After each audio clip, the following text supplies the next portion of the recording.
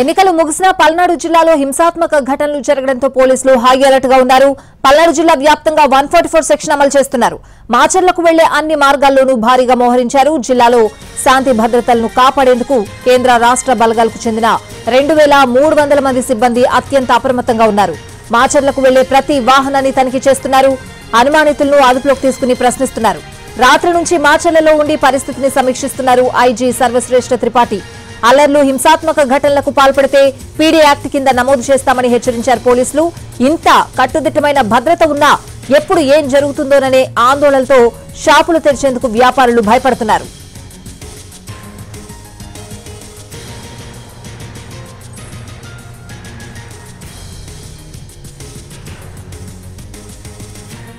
పల్నాడు జిల్లాలో 144 సెక్షన్ అమలు, పోలీస్ బందోబస్తుకు సంబంధించి మరింత సమాచారం మా ప్రతినిధి కృష్ణ అందిస్తారు. పల్నాడు జిల్లాలో గత 36 గంటల నుంచి చెలరేగుతున్న ఘర్షణలకు కొంతవరకు పులి స్టాప్ పెట్టారు పోలీసులు అని చెప్పుకోవచ్చు. ముఖ్యంగా మాచర్ల లాంటి ప్రాంతం, అదేవిధంగా గురజాల లాంటి ప్రాంతాల్లో పెద్ద ఎత్తున ఘర్షణలు చెలరేగినటువంటి పరిస్థితి. ప్రస్తుతం మనం మాచర్ల సాగర్ రింగ్ రోడ్డు వద్ద ఉన్నాం. ఇక్కడ పోలీసులు చాలా అప్రమత్తంగా ప్రతి ఒక్క వాహనాన్ని కూడా క్షుణ్ణంగా తనిఖీ చేసి పంపిస్తున్నటువంటి పరిస్థితి అయితే ఉంది. ఎందుకంటే నిన్నటి నుంచి జరుగుతున్నటువంటి ఘర్షణల నేపథ్యంలో పోలీసు యంత్రాంగం అప్రమత్తమైంది. ఇక్కడ పల్నాడు ప్రాంతంలో మొత్తం 2300 మంది బలగాలను మోహరించింది. ఇక్కడే ఐజీ సర్వశ్రేష్ఠ త్రిపాఠి గాని, పల్నాడు ఎస్పీ బిందు మాధవ్ గాని, ఇతర డిఎస్పీలు, సిఐలు మొత్తంగా 2300 మందికి పైగా ఇక్కడే మకాం వేసి ఉన్నారు. సో పల్నాడు ప్రాంతంలో మళ్లీ ఎలాంటి హింస చెలరేయకుండా, అంటే గతంలో మాచర్ల ప్రాంతంలో చెలరేగినటువంటి హింస చాలా మందికి గుర్తుండే ఉంటుంది. సో ఆ స్థాయిలో మళ్లీ హింస చెలరేగేటువంటి పరిస్థితి ఉందనేది పోలీసులకు సమాచారం వచ్చింది. సో ఈ నేపథ్యంలో కట్టుదిట్టమైనటువంటి భద్రతా ఏర్పాట్లు అయితే చేశారు. మరో పక్కన నిన్నటి నుంచి అటు సత్రంపల్లి నియోజకవర్గం కానీ, పెదకూరపాడు నియోజకవర్గం కానీ, గురజాల, ఇలా పల్నాడు జిల్లాలో ఉన్నటువంటి 5 నియోజకవర్గాలు చాలా సెన్సిటివ్ గా ఉన్న పరిస్థితి. నిన్నటి నుంచి రాత్రి నుంచి 144 సెక్షన్ కూడా అమలు చేస్తా ఉన్నారు జిల్లా వ్యాప్తంగా.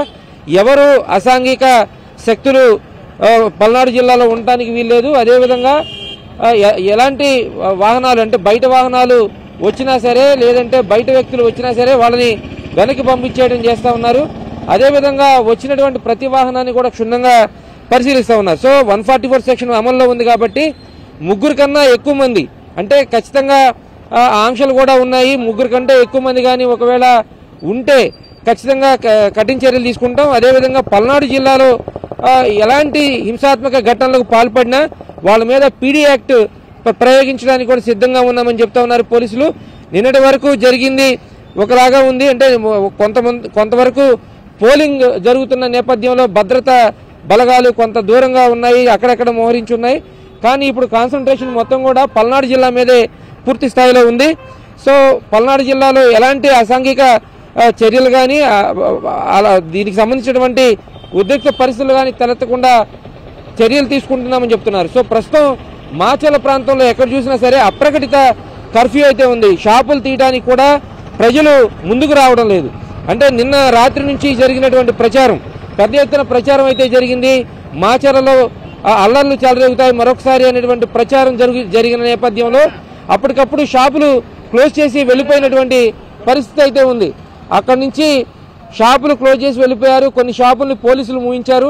ఇప్పుడు ప్రస్తుతం కూడా ఉదయం చాలా సందర్భాల్లో, చాలా సెంటర్లో అడిగినప్పుడు షాపులు తీయడానికి వ్యాపారులు సుముఖంగా లేరు. ఎందుకంటే మళ్ళీ ఏ గొడవలు జరుగుతాయనేటువంటిది. కానీ పోలీస్ శాఖ మాత్రం భరోసా ఇస్తుంది.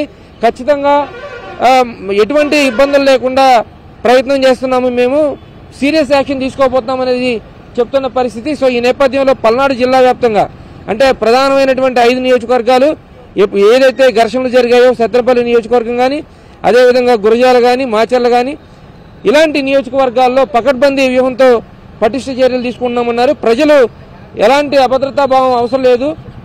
ఖచ్చితంగా దానికి సంబంధించినటువంటి ఇన్స్ట్రక్షన్స్ అన్ని క్షేత్రస్థాయిలో ఇచ్చాం కాబట్టి, ఉన్నతాధికారులు కూడా ఇక్కడే మకాం వేసి ఉన్నారు కాబట్టి ఎలాంటి ఇబ్బంది ఉండదు. ఈ ఎన్నికల కౌంటింగ్ జరిగేంత వరకు కూడా 144 సెక్షన్ అమలు చేయబోతున్నారనేటువంటి సమాచారం కూడా ఉంది. 144 సెక్షన్ అమల్లో ఉన్నప్పుడు దానికి సంబంధించినటువంటి ఆంక్షలు కూడా అమల్లో ఉన్నప్పుడు ఎలాంటి ఉద్రిక్త పరిస్థితులు తలెత్తినా, ఎలాంటి అసాంఘిక కార్యక్రమాలు చేసినా దానికి సంబంధించినటువంటి చర్యలు మాత్రం తీవ్రంగా ఉంటాయని పోలీస్ శాఖ హెచ్చరిస్తోంది. కెమెరా పర్సన్ మురళితో కృష్ణ, ఎన్టీవీ, మాచర్ల.